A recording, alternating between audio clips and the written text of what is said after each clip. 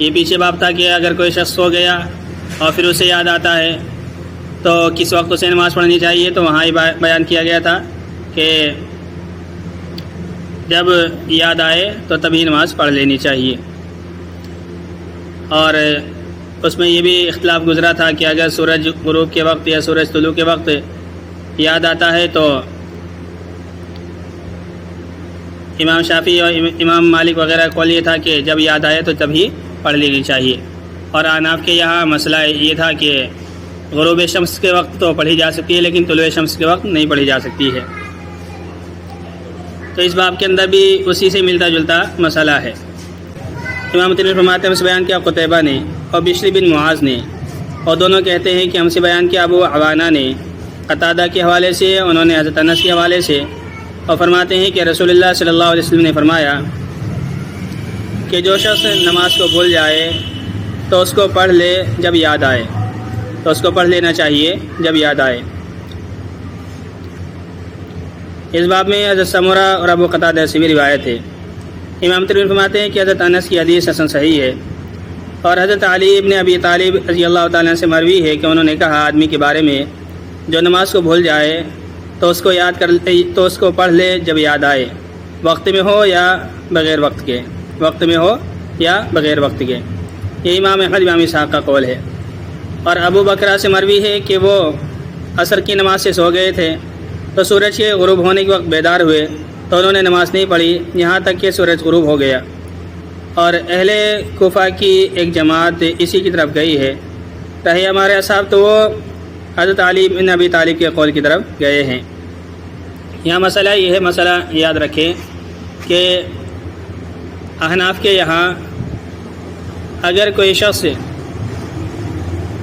کسی کی نماز چھوٹ جاتی ہے، کوئی سو جاتا ہے یا بھول جاتا ہے اور پھر اسے یاد آتا ہے کہ نماز پڑھنی چاہیے، تو اگر سورج طلوع ہونے کا وقت ہو تو اس وقت نماز پڑھنا جائز نہیں ہے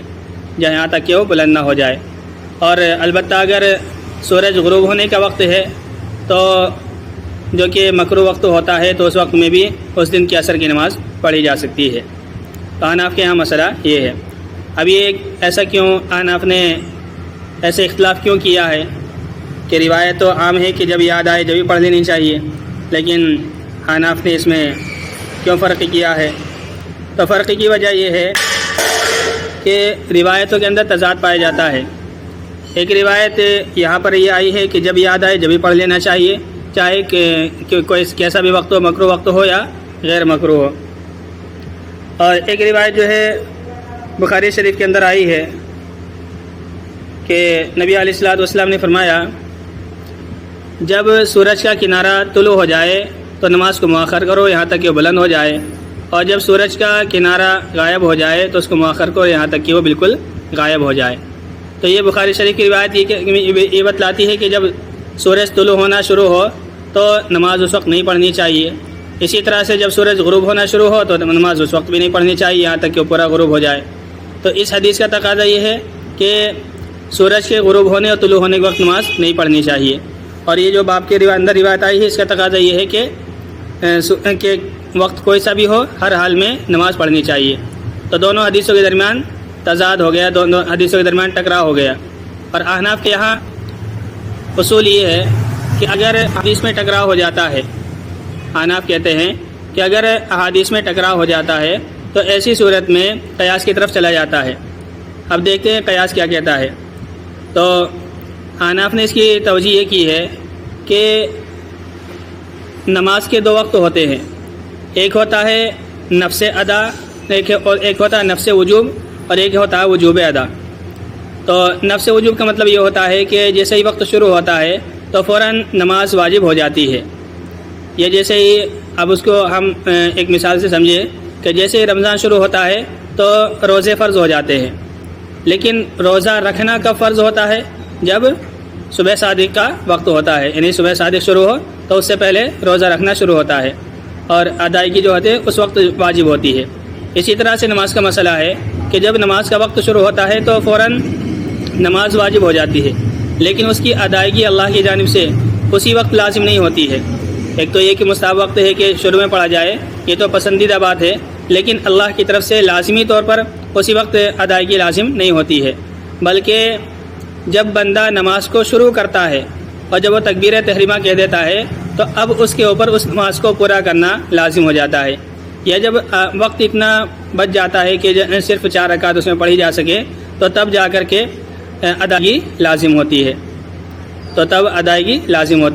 تو وجوب ادا جو ہے وہ یا تو وہ وقت ہے، وجوب ادا کا وقت یا تو وہ ہے جو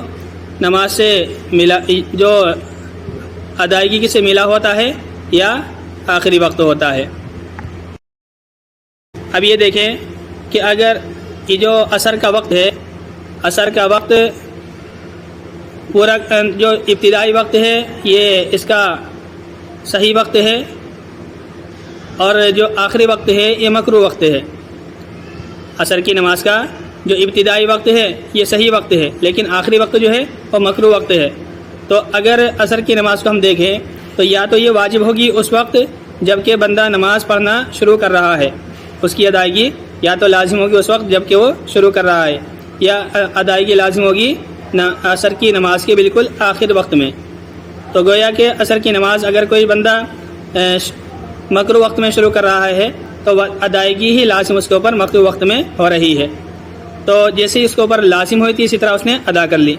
جبکہ فجر کی نماز کا جو پورا وقت ہے وہ پورا کا پورا وقت کامل ہے، اور پورا کا پورا وقت جو ہے صحیح ہے۔ اگر کوئی شخص نماز سارے وقت کو نکال کر کے سورج نکلنے کے بعد پڑھ رہا ہے تو وہ نماز کو ادا کر رہا ہے ناقص، جبکہ اس کے اوپر واجب ہوتی کامل۔ تو اس طرح سے جو وہ ادا کر رہا ہے وہ ناقص ہے، اور جو اس کے اوپر واجب ہوئی تھی وہ کامل ہے۔ تو جو واجب ہوتا وہ اس کو ادا نہیں کر پا رہا ہے۔ اس وجہ سے احناف نے کہا ہے کہ قیاس کا تقاضا یہ ہے کہ فجر کی نماز سورج کے طلوع ہونے کے وقت نہ پڑھی جائے، اور عصر کی نماز سورج کے غروب ہونے کے وقت پڑھی جا سکتی ہے، لیکن چونکہ احادیث کے اندر آیا ہے کہ سورج کے غروب ہونے کے وقت نماز پڑھنا یہ منافق کی نماز ہے، تو اس وجہ سے اس وقت میں نماز ادا کرنا مکروہ تحریمی ہے۔ نماز تو ادا ہو جائے گی لیکن مکروہ تحریم ہوگی اس حدیث کی وجہ سے۔ تو یہ احناف نے اس وجہ سے فرق کیا ہے۔ اور یہاں پر یہ روایت آئی ہے، امام ترمذی نے جو روایت بیان کی ہے فلیصلی اذا ذکرھا، اس کو پڑھ لے جب اس کو یاد آئے، تو ہم نے اس حدیث کو خاص کیا ہے پچھلی روایت کی وجہ سے کہ نبی علیہ الصلوۃ والسلام جب بیدار ہوئے تھے تو آپ نے اسی وقت نماز نہیں پڑھی تھی، بلکہ بعد میں آپ وہاں سے چلے اس وادی سے نکل کر کے جب سورج بلند ہو گیا تھا تب آپ نے نماز پڑھی تھی۔ تو یہاں ہم اس کو مقید کریں گے کہ اس کو یاد کر لے، تو اس کو پڑھ لے جب یاد آئے، جبکہ وقت مکروہ نہ ہو۔ اور اسی طرح حضرت علی کے جو روایت ہے، تو امام ترمذی فرماتے ہیں کہ ہمارے صاحب نے حضرت علی کے قول کو لیا ہے اور احناف نے ابو بکر کے قول کو لیا ہے، تو ظاہر ہے کہ حضرت علی کا جو فرمان ہے وہ حضرت ابو بکر کے مقابلے میں افضل ہوگا، تو اس وجہ سے گویا کہ احناف کے اوپر طنز کیا ہے۔ تو اس کا جواب یہ ہے کہ حضرت علی کی جو روایت ہے اس کا مطلب یہ ہے کہ اس کو پڑھ لینا چاہیے، وقت میں ہو یا غیر وقت میں ہو، یعنی ادا ہو یا قضا ہو۔ اگر وقت میں یاد آ رہا ہے تو تب بھی پڑھنے لینا چاہیے، اگر وقت میں یاد نہ آئے بلکہ وقت نکال کر کے یعنی قضا وقت میں یاد آئے تو قضا ہی پڑھ لینی چاہیے۔ تو روایت اس کا یہ مطلب نہیں ہے کہ وقت میں ہو یا مکروہ وقت میں ہو، بلکہ ادا یا قضا سے متعلق ہے یہ روایت۔ باب ما جاء فی الرجل تفوتہ الصلوات بایتہن یبدأ، ان روایتوں کا بیان جو اس شخص کے بارے میں آئی ہیں کہ جس سے نمازیں فوت ہو جائیں تو کس سے وہ شروع کرے گا۔ اگر چند نمازیں فوت ہو جائیں، قضا ہو جائیں، تو کون سی نماز پہلے پڑھے گا، یہ مسئلہ ہے۔ تو اصل مسئلہ تو اس میں یہی ہے، لیکن امام ترمذی نے ایک دوسرا مسئلہ بھی چھیڑا ہے۔ تو پہلا مسئلہ تو یہی ہے کہ جو نماز پہلے چھوٹی ہے اس کو پڑھنا چاہیے، پھر دوسری کو، پھر تیسری کو، اس طرح سے پڑھنا چاہیے۔ روایت دیکھیے، روایت یہ ہے کہ غزوہ خندق کے موقع پر نبی علیہ الصلوۃ والسلام کی 2 مرتبہ نماز قضا ہوئی ہے۔ غزوہ خندق کے موقع پر نبی علیہ الصلوۃ والسلام کی 2 مرتبہ نماز قضا ہوئی ہے، ایک مرتبہ عصر و مغرب کی قضا ہوئی تھی، اور ایک مرتبہ ظہر عصر مغرب کی قضا ہوئی تھی، اور وہ آپ نے عشاء کے وقت میں پڑھی تھی۔ تو اصل جو ہے قضا تو صرف 3 ہی ہوئی تھی، عشاء کا تو وقت تھا، لیکن راوی نے 4 نمازوں کا تذکرہ کر دیا ہے۔ تو یہ گویا کہ اصل میں تو 3 ہی تھی، لیکن چوتھی کو مشابہت کی وجہ سے 4 کہہ دیا ہے، کیونکہ آپ نے 4 رکعت 4 نمازیں اس وقت پڑھی تھی۔ تو آپ نے پہلے ظہر کی پڑھی، پھر عصر کی، پھر مغرب کی، پھر عشاء کی۔ تو ترتیب یہی ہے کہ جس طرح نماز فوت ہو اسی طرح سے ادا کرنی چاہیے۔ البتہ احناف کے یہاں اگر یہ جو ترتیب ہے یہ 3 عذروں کی وجہ سے ساقط ہو جاتی ہے۔ ایک تو وقت کے تنگ ہونے کی وجہ سے، اگر وقت اتنا تنگ رہ جائے کہ یا تو قضا پڑھ سکتا ہے یا ادا پڑھ سکتا ہے، تو ایسی صورت میں جو ادا والی نماز ہے وہ پڑھنی چاہیے اور قضا والی بعد میں پڑھ لینی چاہیے۔ اسی طرح سے اگر فوت شدہ نمازیں 6 سے زائد ہو جائیں تو پھر ترتیب فوت ہو جاتی ہے، اور اسی طرح سے اگر کوئی آدمی بھول جائے تو بھول کی شکل میں بھی ترتیب ساقط ہو جاتی ہے۔ البتہ اگر کوئی صاحب ترتیب ہو تو اس کے لیے لازم ہے کہ وہ اسی ترتیب کے مطابق نماز پڑھے۔ امام ترمذی فرماتے ہیں مسلمان کے حناد نے، اور فرماتے ہیں مسلمان کے حشیم نے ابو زبیر کے حوالے سے، انہوں نے نافع بن جبیر بن مطعم کے حوالے سے، انہوں نے عبیداللہ بن عبداللہ بن مسعود کے حوالے سے کہ انہوں نے کہا کہ عبداللہ بن مسعود نے کہا کہ مشرکین نے رسول اللہ صلی اللہ علیہ وسلم کو خندق کے دن 4 نمازوں سے مشغول کر دیا تھا، 4 نمازوں سے مشغول کر دیا تھا، یہاں تک کہ رات کا حصہ چلا گیا، حتی ذهب من اللیل، یہاں تک کہ رات میں سے کچھ حصہ چلا گیا جو اللہ نے چاہا۔ فامر بلالا، تو نبی علیہ الصلوۃ والسلام نے بلال کو حکم دیا تو انہوں نے اذان کہی، تو یہ جو اذان تھی یہ عشاء کی نماز کے لیے تھی۔ پھر اقامت کہی تو آپ نے پھر ظہر کی نماز پڑھی، پھر اقامت کہی، پھر عصر کی نماز پڑھی، پھر اقامت کہی، پھر مغرب کی نماز پڑھی، پھر اقامت کہی، پھر عشاء کی نماز پڑھی۔ امام ترمذی فرماتے ہیں اس باب میں ابو سعید اور جابر سے بھی روایت ہے۔ تو امام ترمذی فرماتے ہیں کہ عبداللہ کی حدیث یہ اس کی سند میں کوئی حرج نہیں ہے، مگر یہ کہ عبید اللہ نے عبداللہ بن مسعود سے نہیں سنا ہے، یہ سند تو درست ہے۔ البتہ یہ بات ہے کہ ابو عبیدہ نے اپنے والد عبداللہ سے نہیں سنا ہے، کیونکہ ان کی عمر بہت چھوٹی تھی جب حضرت عبداللہ بن مسعود کا انتقال ہو گیا تھا۔ لیکن یہ جو روایتیں ہیں یہ کسی صحابی سے لے کر ہی بیان کرتے ہیں، اس لیے محدثین نے ان کی روایتوں کو صحیح مانا ہے۔ بہرحال اس سے جو دوسرا مسئلہ نکلا ہے اس کے بارے میں امام ترمذی بات کرتے ہیں، اور یہی چیز ہے جس کو بعض اہل علم نے اختیار کیا ہے فوشدہ نمازوں میں، کہ آدمی اقامت کرے ہر نماز کے لیے جب اس کو ادا کرے، اگر اقامت نہ کہے تو بھی کافی ہے، یہ امام شافعی کا قول ہے۔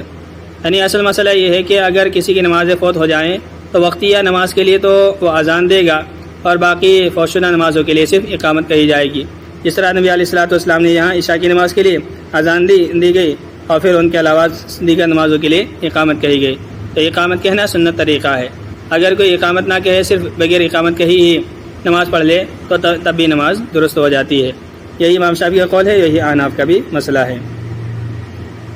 تو یہ روایت تھی دوسرے موقع کی، اگلی روایت دوسرے موقع کی آ رہی ہے۔ امام ترمذی فرماتے ہیں مجھ سے بیان کیا محمد بن بشار نے، اور فرماتے ہیں مجھ سے بیان کیا معاذ بن ہشام نے، اور فرماتے ہیں مجھ سے بیان کیا میرے باپ نے یحییٰ بن ابی کثیر کے حوالے سے، فرماتے ہیں مجھ سے بیان کیا ابو سلمہ بن عبد الرحمن نے جابر بن عبداللہ کے حوالے سے کہ عمر بن خطاب نے خندق کے دن کہا، اور وہ کفار قریش کو برا بھلا کہہ رہے تھے، انہوں نے کہا اللہ کے رسول، میں عصر کی نماز نہیں پڑھ پا رہا تھا، میں نہیں قریب تھا کہ عصر کی نماز پڑھ پاؤں، یہاں تک کہ سورج غروب ہو جاتا، یعنی بڑی مشکل سے میں نے عصر کی نماز پڑھی ہے۔ تو رسول اللہ صلی اللہ علیہ وسلم نے فرمایا اللہ کی قسم میں نے تو اس کو پڑھا ہی نہیں۔ راوی کہتے ہیں کہ ہم بطحان جگہ میں اترے، اور رسول اللہ صلی اللہ علیہ وسلم نے وضو کیا اور ہم نے بھی وضو کیا، پھر رسول اللہ صلی اللہ علیہ وسلم نے عصر کی نماز پڑھی سورج کے غروب ہو جانے کے بعد، پھر اس کے بعد ہم مغرب کی نماز پڑھی۔ یہ حدیث حسن صحیح ہے۔